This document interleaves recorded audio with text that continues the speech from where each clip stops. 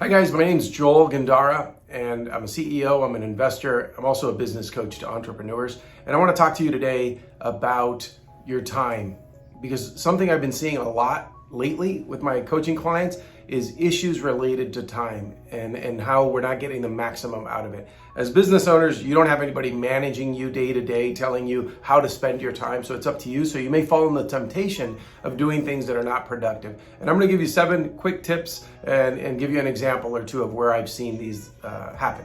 Number 1 is audit your time. Just like when you're on a diet or you want to be healthier, it helps to journal or log what you eat so you can look at it and sit back and focus on it better.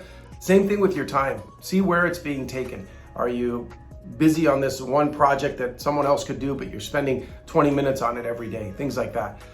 Number 2 goes in hand with that, and it's do what you do best and then delegate whatever else is there. What I've done in my life is I know the couple of things that I'm good at, it's not that many, and I know the things that I'm not good at, and I have great people who help me with those things, whether they're in-house or they're outsourced employees or software that ties all that work together so that I can just focus on the very few things that I know I'm very good at.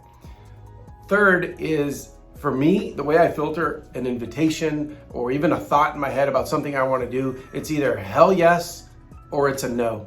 I don't go to events that I don't really want to be there. I'm not on a call that I don't really want to have. I don't have meetings just to have meetings. If I have an opportunity, whether it's somebody inviting me or a thought that I have that, hey, I could go do this thing, it better be a hell yes. I'm not just going to go to things to go to them.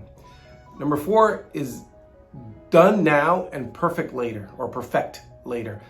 You don't have to have everything done perfectly from the beginning. I like action and just getting going, because along the way we're going to learn a lot, and then we get it, we deliver it, but then we can tweak it and improve it over a lifetime. I like viewing business and life as a marathon or an ultra marathon, not as a short sprint. You don't have to perfect it because you have time to keep doing it. This is the opposite of school. It's one of my issues with school. When you're in school or college or any level, it's all about that test and how everything has to be perfect in that moment. I think that's a bad lesson for real life, because real life, you get to tweak it. It never ends. There's no finish line until you're dead. So you just get to keep improving it every single day.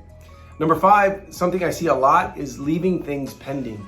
I've heard so many people tell me, yeah, I'm gonna do this thing, or I've got to do, and then we have another call a week or 2 later, and they're telling me they still need to work on this thing. And I always ask, well, when are you gonna do it? So don't leave things pending. You either take it off and don't do it, or go ahead and do it, but do it right away. Number 6 is avoiding time vampires. These are not just people, these are things as well. That could be, unless you really want to be watching TV, that's fine, then you do it. But think about it. You can't make the excuse of I have no time if you're spending an hour a day on Netflix, if you're spending another hour a day on social media. And you may not feel it, because in social media, for example, it's little bits. But if you audited your time and you looked at the whole day, you're going to realize, wow, that really is taking an hour a day from my time, or 2 hours.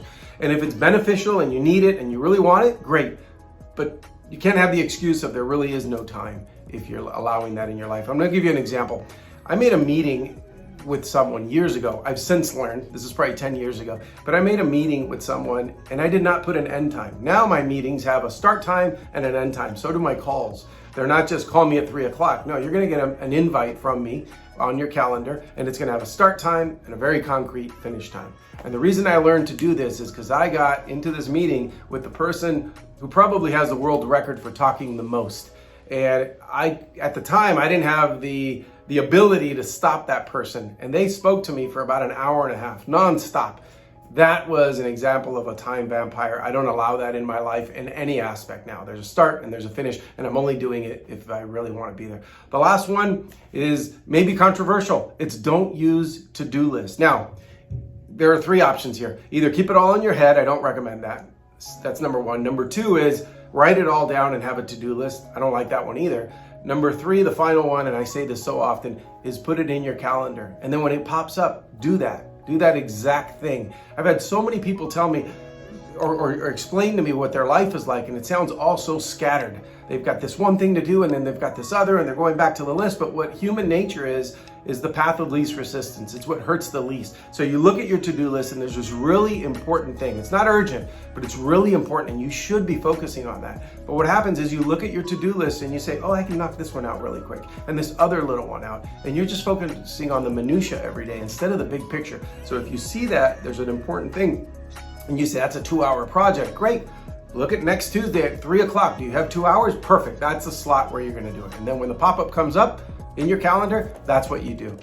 Recently, I helped interview a client, an employee for a coaching client company of mine. And the candidate said something that was magic to my ears. And it was, I live by my calendar. When he said that, that alone almost put it over the top just on my recommendation for the coaching client, because it's so important and I know that person's going to be organized and put things in the right spot.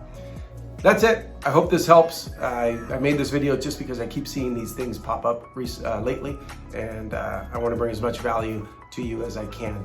If you ever want to be in contact, go to my website, joelgandara.com, and hit me up and I'll message you back. Thank you.